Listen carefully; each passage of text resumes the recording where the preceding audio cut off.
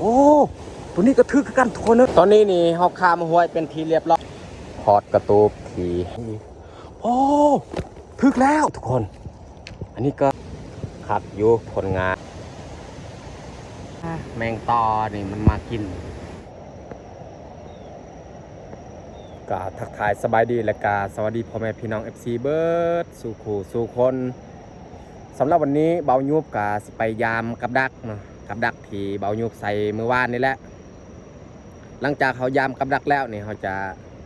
ไปสืบต่อกิจกรรมเก้าและไปทางบริเวณที่เขาจะเฮ็ดแท้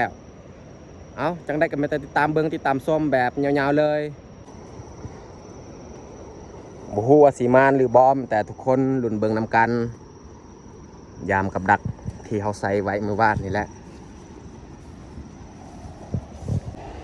ตอนนี้นี่เขาย่างลงกับใกล้ฮอดห้วยแล้วเขาจะเริ่มยามกับตัวเขาใส่ฝากเบิ้งนี่ก่อน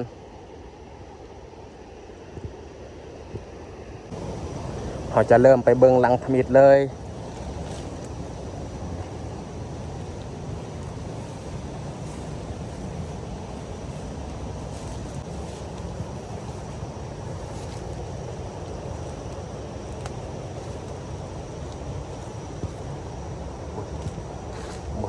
บ่เห็นกลับโอ้มาแล้วทุกคนเลยโอ้ยหมดกินตายแล้วโอ้ยบริเวณนี้มันแต่หมดเลยทุกคนเลยมาแล้วแต่ว่าหมดนี่มันกินเกือบเบิดเลยขนาดคืนเดียวทว่าเขาย่ามมืออื่นนี่เบิดแน่นอนมันกินแต่เขาสิแกะออกเลยได้ตัวนึงแล้วหลังทมิดได้นี่เขาหางคืนเรียบร้อยโอ้ยหมดเลยนี่มากินเกือบเบิดเลย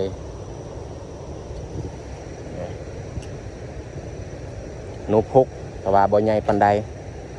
แต่เขาสิยามหลังต่อไปเลยเขาจะขึ้นไปยามหลังที่ซองอีกนู่นนี่เขาจะปะอยู่นี่เลยเพราะว่าของกินเขาก็ได้ถือมาแต่บ้านนู่นนี่เขาปะไว้เพราะว่ามันคือหลังที่ซองนี่อยู่นี้ไปเบิ่งเลยโอ้ตัวนี้ก็ทึกกันทุกคนเลยเห็นบ่โอ้บอลมืดเด้แต่ว่ากระบอกใหญ่ปันไดตัวนี้ก็นี่โอ้หลังที่ซองก็ทึกแต่เขาสิแกะออกเลยนี่โอ้ได้2 โตแล้วทุกคนเลยเขาห่างไว้อีกเขาสิไปเบิ้งหลังที่3อีกหมูหัวสิมานหรือบอแน่อยู่แบบนี้นี่หลังที่3กับบ่ไกลดอกใกล้ๆกันนี่แหละเขาใส่โอ้หลังที่3มันบ่ทึกหันเขาเห็นแหละเบิ้งไปนี้ก็เห็นแล้วเพราะมันบ่ทึกแต่ไปเบิ้งหลังที่4ยามให้มันเบิดเลย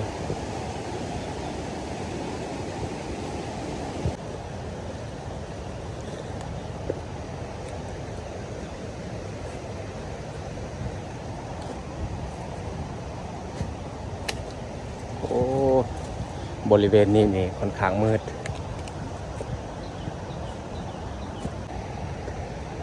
มันบ่ถึกแล้วพยานเขาได้แต่2 โตแล้ว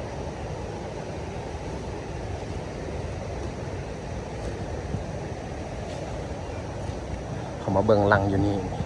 ลังสุดท้ายโอ้ยังคือเก่าแสดงว่า2 โตและฝากเบิ่งนี้แต่สิยางลงเลยเขากลับจากไปยามกลับแล้วส่วนนู่2 โตแม่นเขาปะฝากเบิ่งนี้เลยเพราะว่าเขาจะสิถือไปถือมากกะย่านว่ามันสิเน่าเพราะว่าเขายังบ่ทันได้กลับห่อไว้แล้วก็ปะบ่อนี้แหละตอนนี้นี่เขาข้ามห้วยเป็นทีเรียบร้อยนะแต่เขาสิขึ้นไปยามกับฝากเบิ่งนี้อีก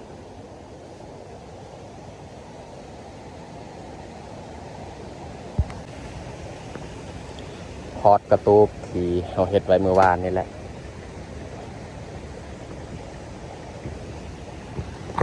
กระทงเขาจะห้อยไว้อยู่นี้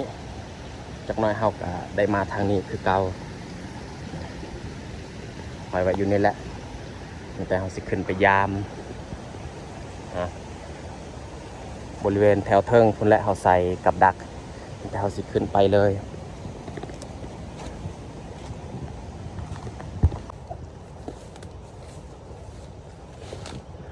เขามาเบิ่งลังทำอิฐเลยลังทำอิฐก็อยู่นี่แหละเขาใส่โอ้ยังคือเก่าลังทำอิฐเอาสิไปยามลังต่อไปเลยโอ้ยฝนตกคู่มือเลยเดี๋ยวนี้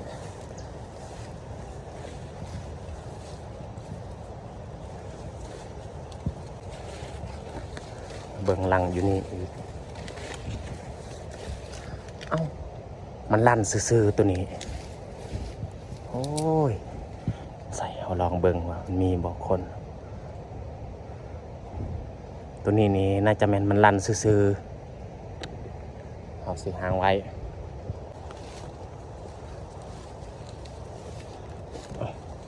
บนนี้เขาก็ได้ใส่ติครับโอ้นี่คือเก่าหมดถืออยู่นี่อีกหลังหนึ่งเอ้าโอ้ย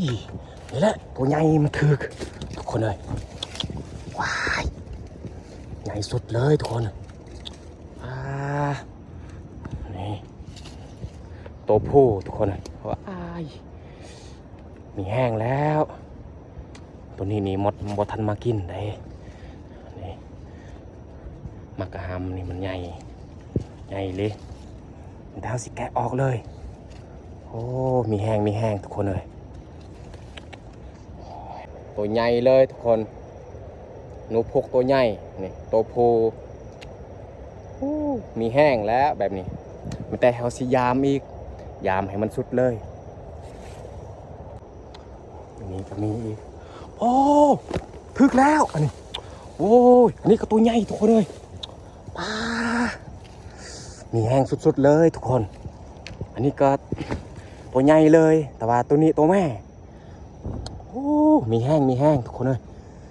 แต่เอาสิแกะออกเลยมันถึกเลี่ยนติดเลยโอ้ฝากเบื้องนี้นี่แต่ตัวใหญ่ๆเลยตัวผู้แล้วก็ตัวแม่เอาสิขึ้นอีกมันแต่ห่างไว้ตัวนี้แหละก็ไปยำลังต่อไปอีกโอ้ตัวใหญ่เบิดซองเลยฝากเบื้องนี้นี่แต่เอาสิขึ้นไปเลยไปยำต่อ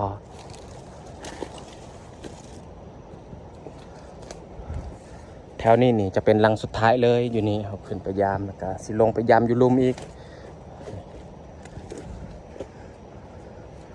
เอาใส่ไว้บอนนี้แหละเมื่อวานโอ้ยังคือเก้าตัวนั้นเอ้าถือว่าใครแน่แล้วนี่ตัวใหญ่ๆเลยตัวผู้แล้วก็ตัวแม่มีแห้งแล้วแบบนี้แต่สิไปยามให้มันเบิดเลยยังเหลืออีก2 ลัง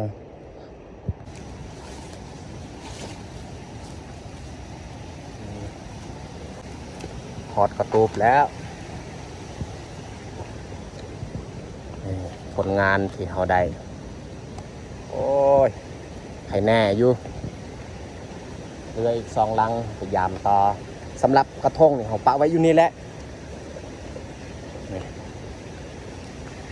นู่นนี่เขาก็จะยัดใส่กระทงเพราะว่าจักน้อยนี่เขาทางแต่คาบเศร้าถ้าคิดว่าบ่ม่านนี่เขาสิเอาเข้านี่ไปนำเลยแต่ว่าม่านเดี๋ยวนี้นี่เขาอยากเมื่อให้พอนี่บริหารตัวโนนี่เอาเมื่อบ้านครับอยู่ผลงานชีโต้เขาได้ฝากเบื้องหั่นไปแต่ตัวน้อยกว่านี้ฝากเบื้องนี้แหละเขาได้ตัวใหญ่เลยนี่ก็ใหญ่สุดและตัวผู้แล้วก็ตัวแม่ไม่แต่เฮาสีเกียมออกเดินทางไปทางต่ออีกแถวของเฮาไปทางคือเก่าเนาะสำหรับนู่นแล้วก็ธงเขาเขาจะปาไว้อยู่นี่เลย อยู่นี่นี่ลังนึงเขาใส่เขาจะมาเบิ่งเลยโอ้ยังคือเก่า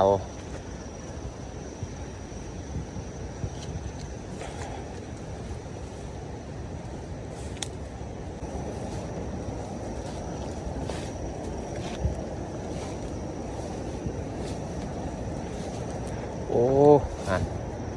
ยังคือเก่าถือว่าเบิดรวมทั้งหมดเขาได้4 ต่อตั้งแต่เขาสิขึ้นไปทางกิจกรรมเดิมหั่นแหละ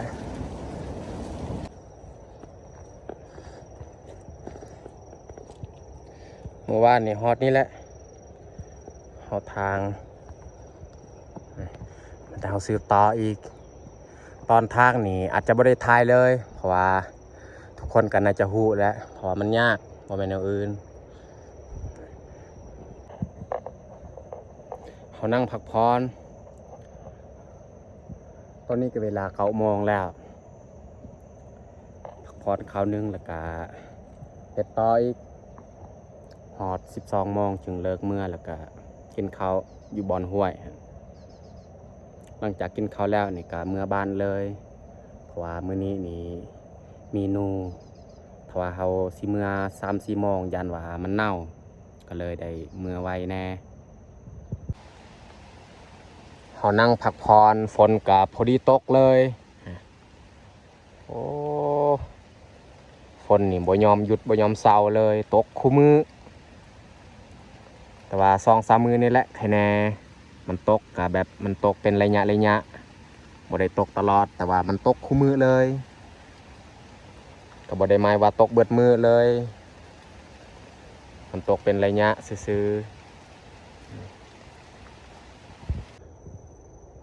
สำหรับวันนี้นี่เฮาเฮ็ดฮอตนี่แหละนี่แหละบอลสุดท้ายเลยพอดีตอนนี้ก็เวลา12 โมงแต่จะย่างลงถือว่าใกล้เติบแล้วยังอีกมือนึงกับฮอตยอดภูเลย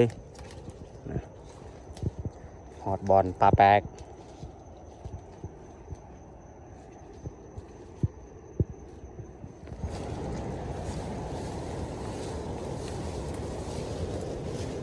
วันนี้นี่ใครแน่บ่ได้เฮ็ดกินอีกเพราะว่าเขาถือของกินมาแต่บ้านแล้วนั่นก็คือทอดไข่แหละ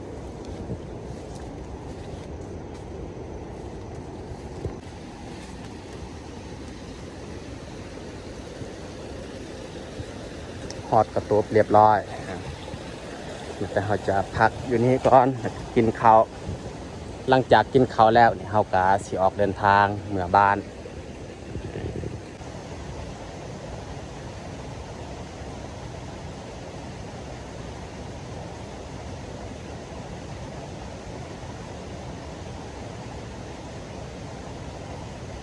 ของกินทอดไข่เอามาแต่บ้าน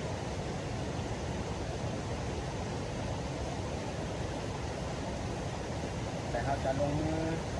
ทำงานเขาก็ได้ยุ่งผักหัด2 โตอีกเอามาทุกคนมากินข้าวเที่ยงกันวันนี้นี่บริเฮ็ดของกินคือมาแต่บ้านจะมีคนงานอีกกับดักที่เขาใส่กับปลามานอยู่แห้งสุดๆเลยเพราะว่าออกหากินได้ดูแบบนี้ง่ายเลยดูปุ๊บ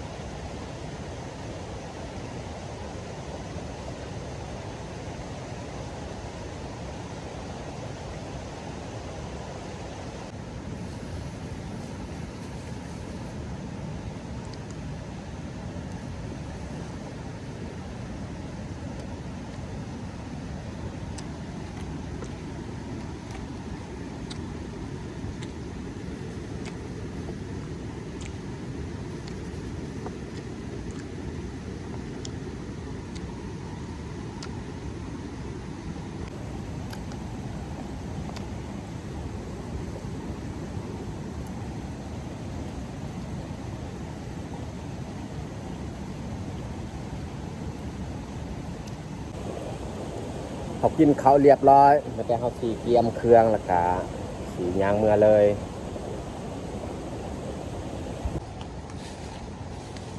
เริ่มออกเดินทางเลยตอนนี้กับเวลา1 โมงแล้ว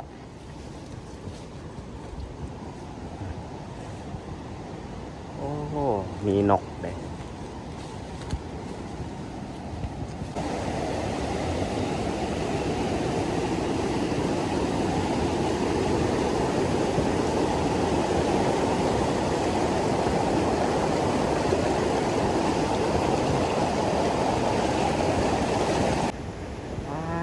แมงตอนี่มันมากิน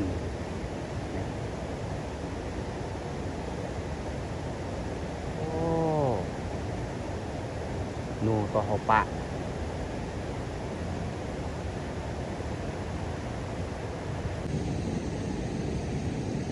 นี่แหละคนงานเขาก็ได้4 โตนะ2 โตนี่ตัวน้อยๆอันนี้2 โตตัวใหญ่ๆเลยโอ้มานครับทุกคนเลยเขามายามหอบนี่ถือว่ามานเลยมานสุดๆเลยตัวใหญ่ๆอีกแต่นูพุกแต่ว่า2 โตนี่ยังบ่ทันใหญ่ปานใดแต่ว่าใหญ่สำคัญนี่โอ้แหงคักเลยเพราะว่าเดี๋ยวนี้หายากเลยได้ผลงานเขาก็ได้แต่สำนี้แหละมีแต่เฮาสีเกียมยางเมื่อเลยฝนตกอีกแล้วแต่ว่าเครื่องเขาก็เกียมเรียบร้อยแล้วมีแต่สิออกเดินทางต่อและสำหรับคลิปนี้ก็สิจบลงเพียงเท่านี้แหละต้องขอบใจทุกท่านที่เข้ามาเบิ่งมาชมแต่ต้นจนจบถ้ามักคลิปแบบนี้ก็อย่าลืมกดไลค์กดแชร์กดติดตามเพื่อเป็นกำลังใจให้เบายูได้เฮ็ดคลิปต่อๆไป